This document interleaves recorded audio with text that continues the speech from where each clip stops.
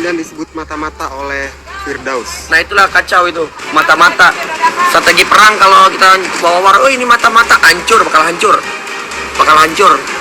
Strategi perang. Dan jangan sekali bilang mata-mata, jangan sekali-kali bilang mata-mata ya, ketika yang lagi naik.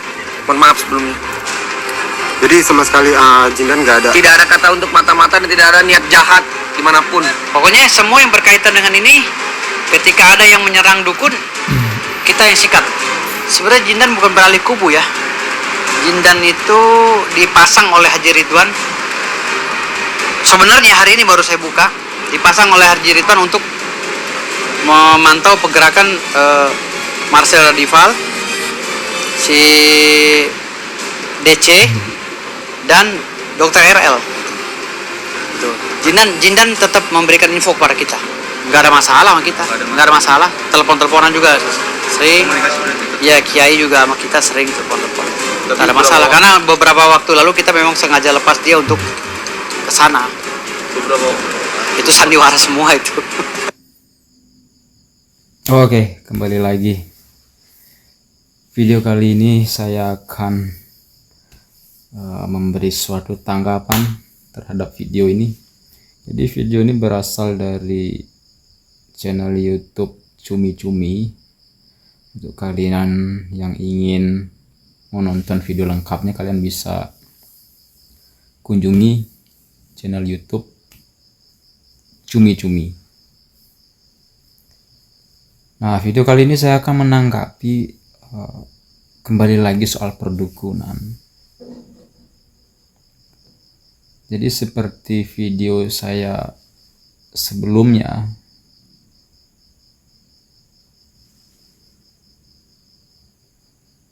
dukun-dukun ini semakin ngaco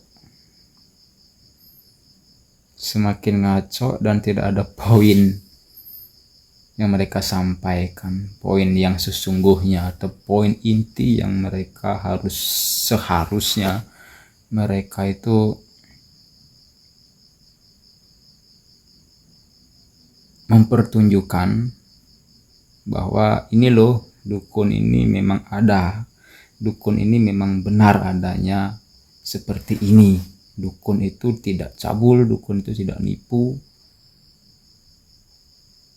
Seharusnya mereka itu fokus untuk menepis tuduhan-tuduhan seperti itu.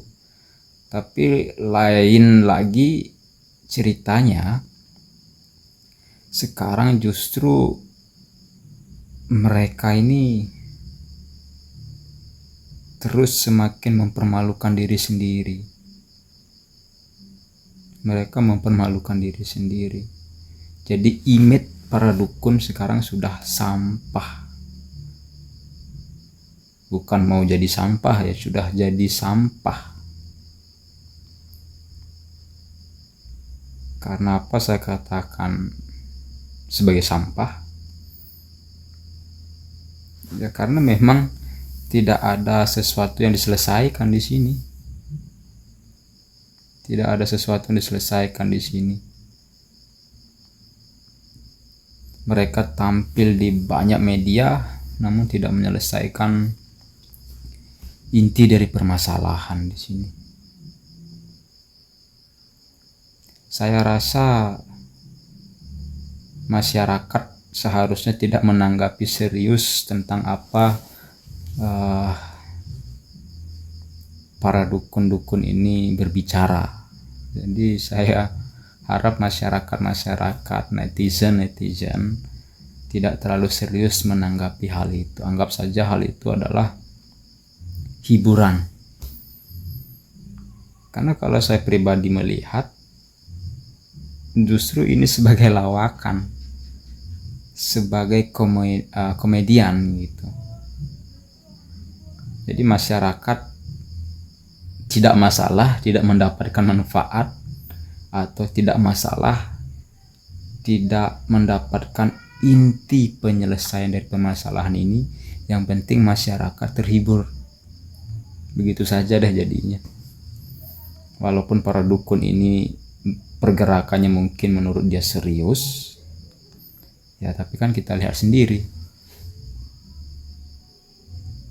setiap langkah yang mereka lakukan hanya lelucon dan tidak berguna gitu. Dan ini merupakan salah satu pencemaran diri sendiri. Jadi dia itu banyak, semakin kesini ini semakin banyak dukun ini, khususnya Firdaus ini, mensomasi. Habis dari podcast dengan si A karena merasa nama baiknya jelek, langsung memberikan somasi terhadap ini, somasi terhadap itu. Sekarang mainnya somasian, main lapor ini, main lapor itu. Sebenarnya Firdaus ini ya, jadi kalau saya melihat di sini pentolannya adalah Firdaus mungkin ya. Saya nggak tahu karena para dukun-dukun mungkin menjadikan Firdaus ini garda terdepan gitu. Nah, jadi saya melihat Firdaus ini gimana ya? Tanpa dia sadari, dialah yang membuat nama para dukun menjadi sampah, menjadi jelek, menjadi buruk karena ulah dia gitu loh. Jadi sebenarnya dia mensomasi A, mensomasi B, lapor si A, lapor B, banyak laporan dia laporkan. Sebenarnya itu merupakan senjata makan tuan. Dia tidak sadar bahwa kesalahannya lah yang membuat mereka seperti itu gitu loh. Saya rasa masyarakat mungkin ya, saya pribadi, semakin saya melihat sampai detik ini ya, semakin saya merasa jijik melihat sikap Firdaus ini. Kenapa saya melihat dia jijik? Saya rasa Firdaus ini mungkin salah satu pencandu narkoba mungkin ya. Saya nggak tahu. Mungkin ya, mungkin nanti saya kena somasi lagi. Mungkin ini baru kemungkinan ya. Karena apa yang saya lihat, apa yang saya nilai dari mimik wajahnya, dia itu bicara sepertinya ceplas-ceplos, tidak ada dasarnya gitu loh. Pokoknya merocos terus sana sini tanpa dia sadari. Banyak orang tuh merasa risih mungkin ya mendengar dia berbicara. Saya nggak tahu apakah masyarakat atau netizen sama pemikirannya dengan saya. Terus terang saya pribadi merasa jijik dan merasa risih.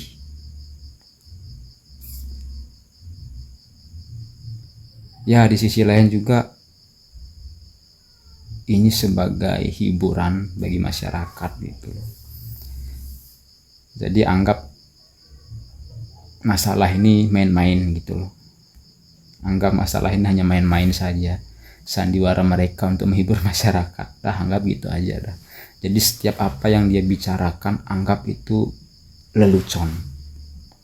Jadi nggak usah terlalu menanggapi serius.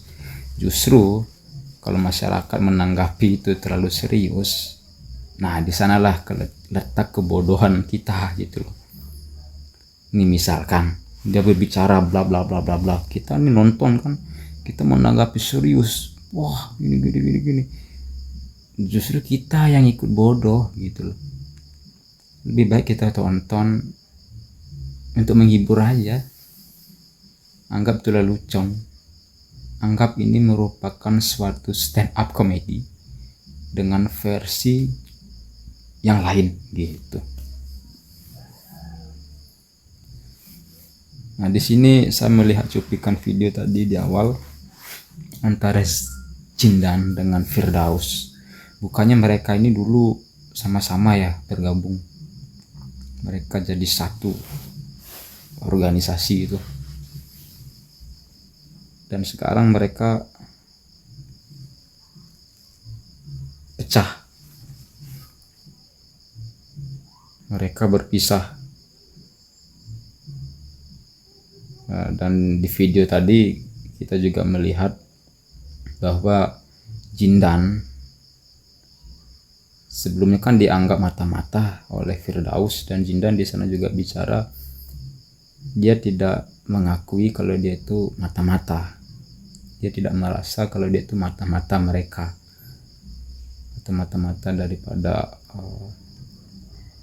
kelompok Firdaus mungkin ya. Jadi Jindan tidak merasa seperti itu. Sedangkan di sisi lain Firdaus berbicara bahwa Jindan ini mata-mata. Jadi logika saya ingin selalu bertanya ya dalam menggunakan akal sehat saya ya. Yang namanya mata-mata itu kan sifatnya rahasia. Sifatnya rahasia. Tetapi ketika dia berbicara di media yang besar bahwa Jindan itu adalah mata-mata, jadi kerahasiaan dari mata-mata itu tidak ada dong. Nah, jadi dari sini saja sudah ngelantur omongannya si Firdaus ini. Sudah ngelantur gitu loh. Jadi kelihatan kalau kalian ya atau masyarakat atau netizen kalau teliti kalian antara orang yang berbohong, orang yang nipu, cara bicaranya itu berbeda. Cara bicaranya berbeda. Saya melihat hal ini di mimik wajah Firdaus. Dari cara dia bicara, gaya wajahnya itu seolah-olah dia buat-buat cerita yang tidak benar untuk melindungi diri dia sendiri, untuk melindungi nama baik dia. Sekarang kalau saya yakin kalau Firdaus ini dipertemukan dengan Jindan, wah, mereka bakal bentrok pasti. Jindan tidak merasa dia mata-mata, sementara Firdaus menganggap Jindan ini mata-mata. Coba kalau ada media satukan mereka, pertemukan mereka di suatu acara dan bahas mengenai mata-mata ini, apa jadinya mereka berdua? Saya yakin mereka saling adu bacot mungkin ya.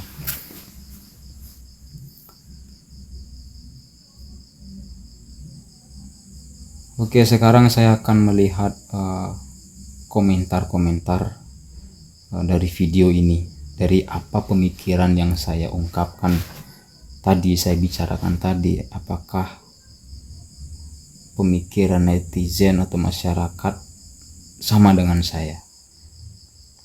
Terus terang saya merasa risih, merasa jijik, pokoknya gimana ya, merasa udah buruk sekali si Firdaus ini. Saya akan melihat suatu komentar. Cara saya melihat apakah kebanyakan masyarakat atau netizen ini sepemikiran dengan saya atau tidaknya, saya akan melihat dari suatu komentar di sini. Oke, kita langsung saja bacakan komentar.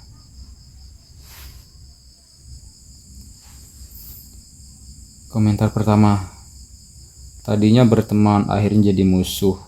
Contoh nih buat semua, akhirnya ngaco dua-duanya. Tetap Marcel memperlihatkan masyarakat cerdas. Hidup Marcel. Firdaus, bercerminlah, nggak malukah kepada semua ucapan dan tingkah lakumu? Kami warga biasa melihatmu nggak bermutu sekali. Betul, nggak mendidik. Betul, bicara dan bersikap layaknya bagai orang nggak berpendidikan. Sedih lihatnya. Ya, betul sekali.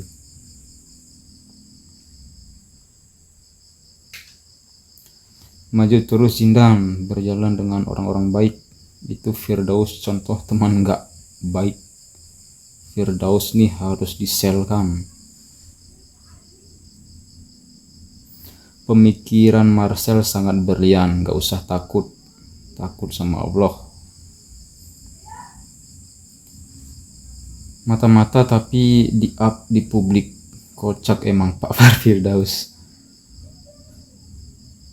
Enggak yang mana-mana dukun supranitiril, emang kocak deh.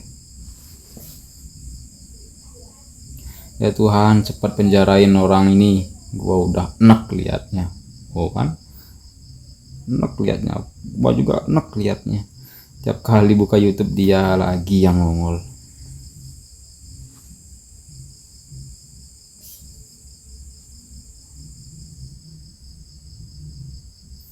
Baru tahu gua kalau ada orang yang ngasih tahu siapa mata-matanya. Kalau di dalam perang beneran itu sama aja lu ngebunuh temen lu sendiri. Ya seperti apa yang saya bilang tadi, yang namanya mata-mata itu kan rahasia. Ini kok diungkap di media besar,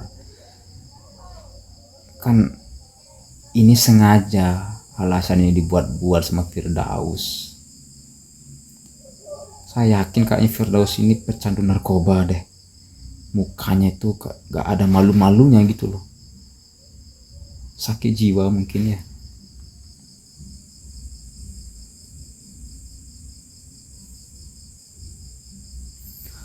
Macam betul aja nih orang, lama-lama udah buat kerusuhan nih orang, cocok dilaporkan. Oh tenang. Biarin aja jadi mata-mata. Marcel aja nggak ada rahasia di kontennya. Kalau jadi mata-mata nanti kan gaulnya sama orang yang bukan dukun, jadi tidak tercuci oleh dukun. Nggak sadar ya, kata-katanya itu terbalik pada diri sendiri. Ini Firdaus mesti diselkan, soalnya bikin gaduh dan nggak selesai-selesai. Ada terus yang dibuat oleh Firdaus. Sebenarnya inti dari apa yang mereka lakukan itu cuma satu tujuannya. Ya ini masyarakat juga harus tahu nih, netizen juga harus tahu, jangan mudah terpancing. Sebenarnya itu satu tujuan mereka. Mereka itu hanya ingin pansos. Nih, jadi mereka udah dikenal oleh banyak media. Jadi mereka ini tidak membiarkan masalah ini cepat selesai. Mereka akan memanfaatkan momen-momen ini untuk pansos. Jadi masyarakat harus cerdas.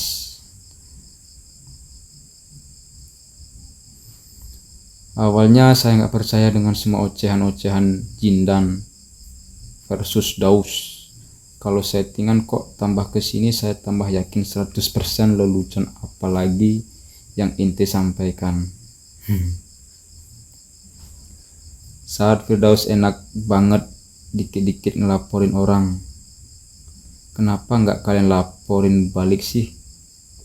Bisa lo masuk dalam pasal pencemaran nama baik itu si Congor Firdaus.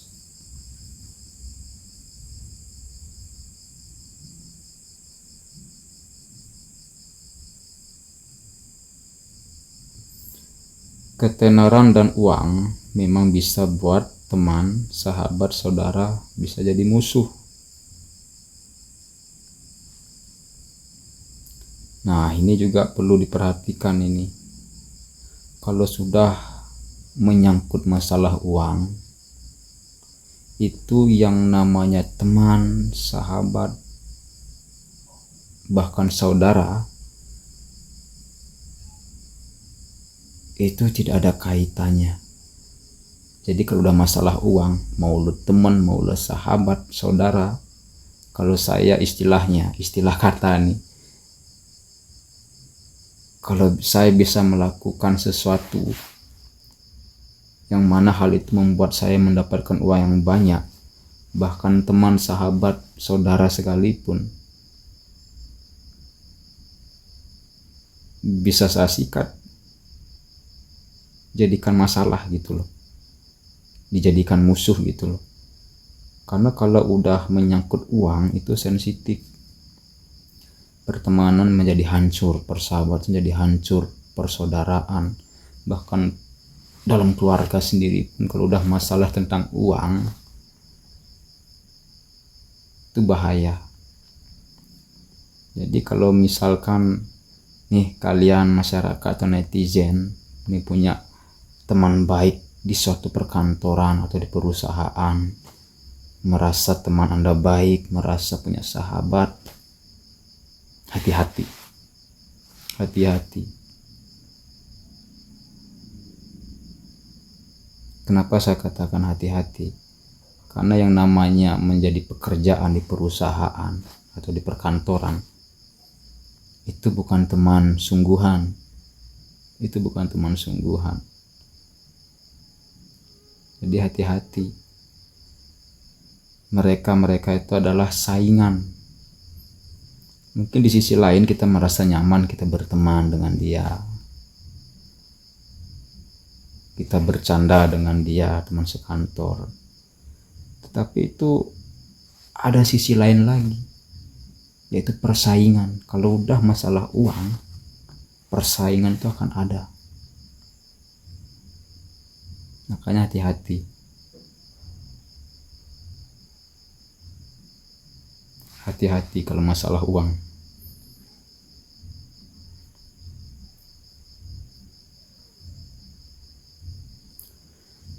Ini kalau saya bacakan satu-satu sangat panjang sekali.